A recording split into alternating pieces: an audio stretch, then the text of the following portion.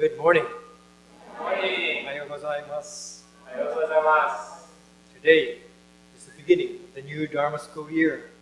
We welcome all the students back to the temple and back to the ways of the temple. It's also Grandparents' Day and Dharma school registration with lots of stations and activities in the Kaikon. Today is also the start of the new sports season, the start of the new scouting year, and the choir begins their new year too. The SBWA is getting younger. We all feel good. I'm very happy to be here as well to help kick off all these activities that September brings to us. If we have not yet met, I'm Reverend Dennis Fujimoto. I came here a month ago, starting in August 1st, from Eastern Oregon, where the onions are as big as cantaloupe, and the trout are as big as salmon. The stories are pretty big too. During the past month, I've been able to meet many of the temple groups, temple leaders, temple families. I was able to see the Sacramento Bazaar for the very first time. It was very special to see so many helping and enjoying the festivities with friends and family surrounding us all. All of our temple events help us to know what Sangha is, what the Dharma is about, and what the Buddha really is. How many here are young? Please raise your hands so I know where you sit. Young people. Young people. Come on. Young people up there too? Okay, very good. And how many here are new, who've been to the temple 5 times or less? Okay, great, great, great. And how many here? You know, sometimes people come here for 20 years but have been at service 5 times or less. Yes. How many here are old? Any old people here? There's a couple of old people here too. All right. Okay, thank you. Young, new, old, everyone in between. Please join me in Gassho. In this life, no matter how much pity and sympathy we may feel for others, it is impossible to help another as we truly wish. Thus our compassion is inconsistent and limited. Namo Amida Butsu. Namo Amida Butsu. Namo Amida Butsu. In this quote from Shindan, he is reflecting on human limitations. At various times and under different circumstances, we want to be helpful people, supportive friends, or contributing temple members. Although being helpful is a good idea and a good trait, it is when we recognize our limitations that the Dharma becomes true and the Nembutsu becomes real. We can't always do as much as we want to make things better.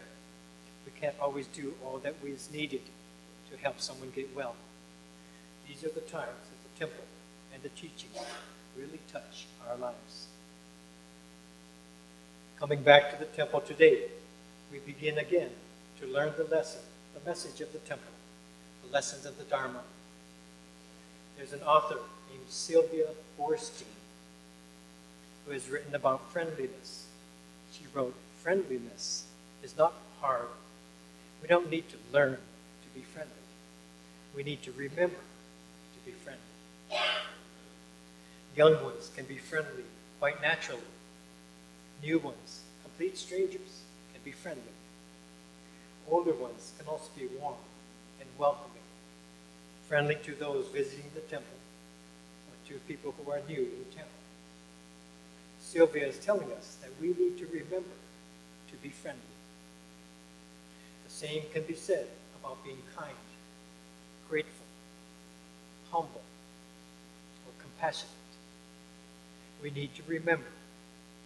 We need to be reminded repeatedly because we all forget repeatedly. The Nembutsu is like this too. We forget to say it. We forget what it means. We forget why it is of value. When we come back to the temple, we remember. We find opportunity to comfortably say it again and to think about it again. We come to a setting, the temple, Sunday service, to remember, to encourage ourselves and others, to come back to a connection and a value and a truth that is not that far away. The temple is like a treasure chest. It's like a magical treasure chest. When you reach in, there are endless treasures, and there's no bottom to this treasure chest.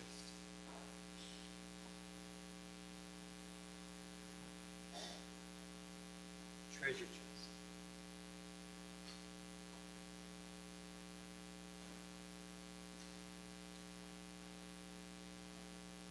Recognize this.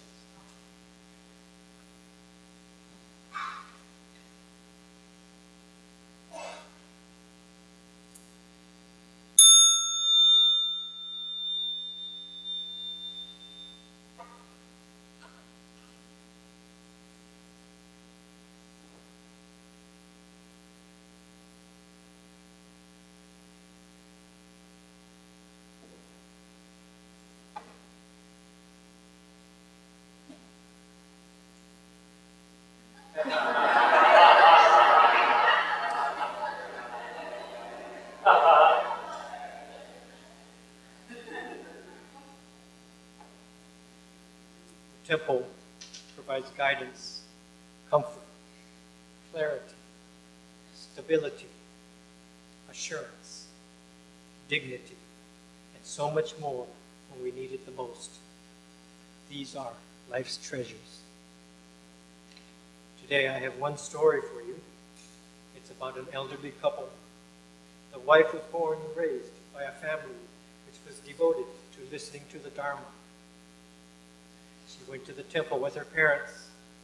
They enjoyed hearing the Dharma message from their sensei. They talked about what they heard on their way home, remembering and sharing their favorite parts of the sensei's story.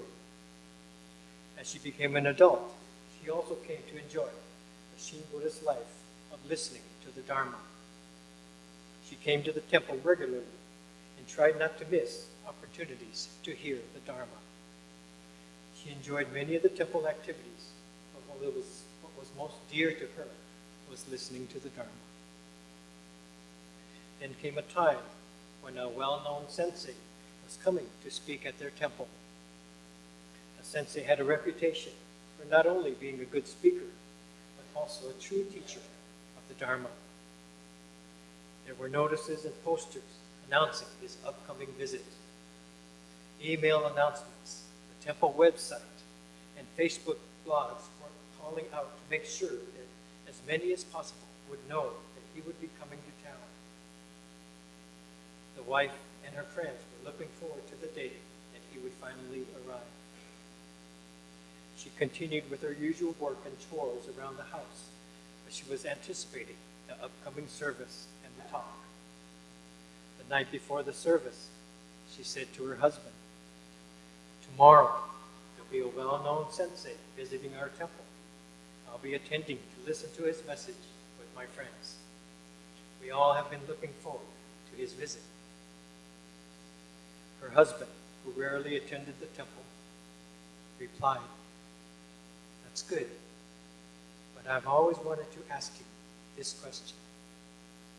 You've been going to the temple to listen to many sermons for a long, long time, probably over 30 years on your own, and for many years before that with your parents.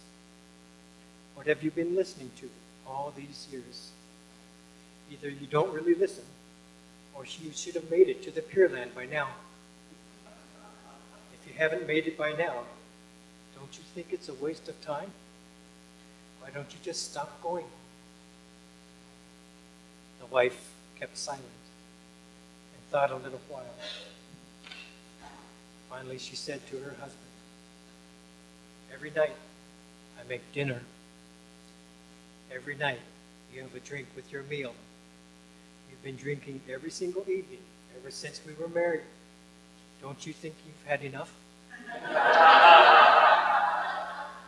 "What good is it?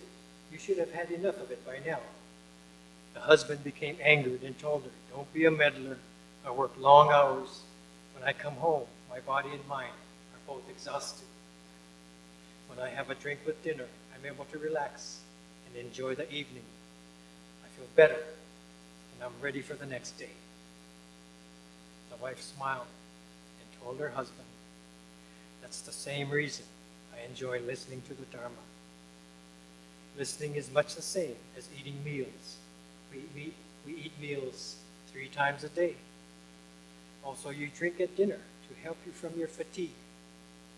Even though we eat today, we still need to eat tomorrow.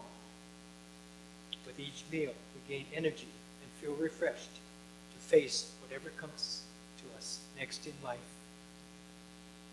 No matter how many long years we listen, no matter how we think we understand, we need to listen to the Dharma constantly so that we will be reminded of life and how to live with awareness and meaning. The next evening, just as planned, the wife and her friends went to the temple to listen to the visiting sensei. They enjoyed taking in the Dharma session together, listening to the teachings of the Buddha, and this all left them feeling full and refreshed, ready to take on a new day.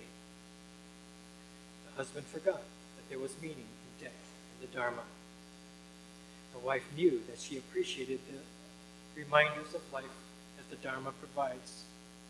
She put herself in position to remember the depths of the life of Nembutsu.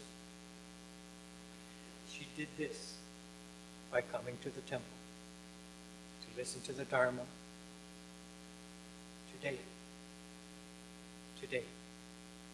Today we begin again. We listen and we remember the life of Nembutsu, and we do this together. Gassho. Namo Amida Butsu. Namo Amida Butsu. Namo Amida Butsu. Namo Amida Butsu.